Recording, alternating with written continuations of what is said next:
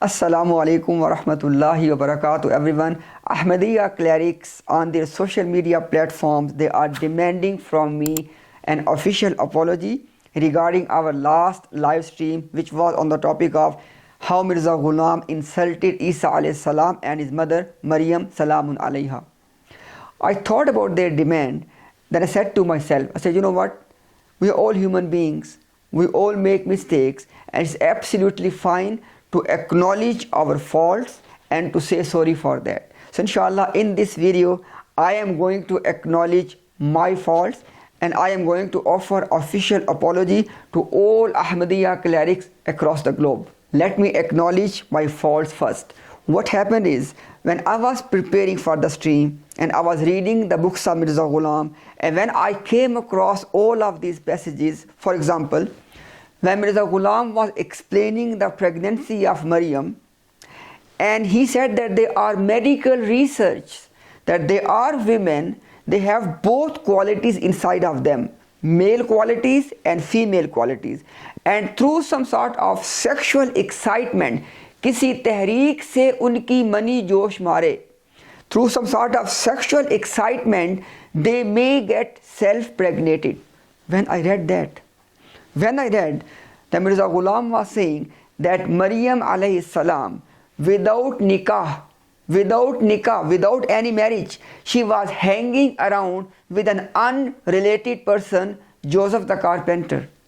When I read that Mirza Ghulam was saying that the elders of Maryam alayhi salam, and don't forget, when we are talking about the elders of Maryam, number one figure is Sayyidina Zakaria alayhi salam. Quran says, وَكَفَّلَهَا Zakaria, that Maryam was under the guardianship of Zakaria alayhi salam. So when Mirza was saying that, you know what, when they discovered this pregnancy of Maryam, they were suspicious about her pregnancy, and they were so desperate to hide it, and they went out to search for some man, and they end up finding an old man, Joseph the carpenter, who was not willing initially to marry with Maryam, and they convinced him against his will, and then eventually they got married quickly, and then they removed Maryam from the temple immediately. Why? Because they wanted to keep the sanctity of the temple intact.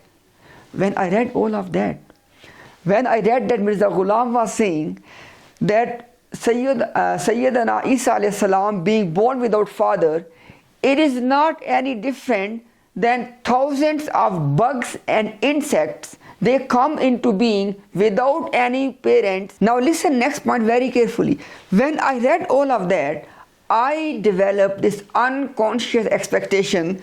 I said, you know what? Tomorrow, no Ahmadiyya cleric is going to defend this. I said, when they will read all of that, they will be surprised, they will be in pain, they will be in shock, and at minimum they would say that, you know what, we are going to research all of these references.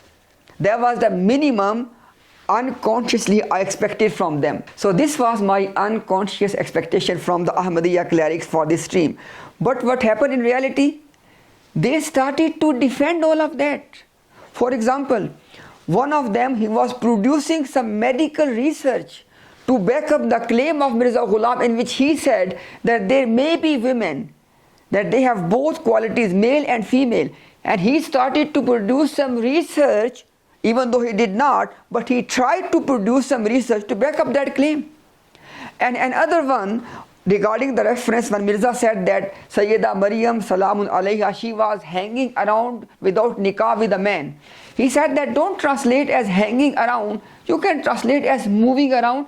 I mean, he was absolutely fine, absolutely okay. The Mirza Ghulam is saying that our mother, this noble woman, is moving around with an unrelated man, Joseph the carpenter, without nikah. He's fine with that.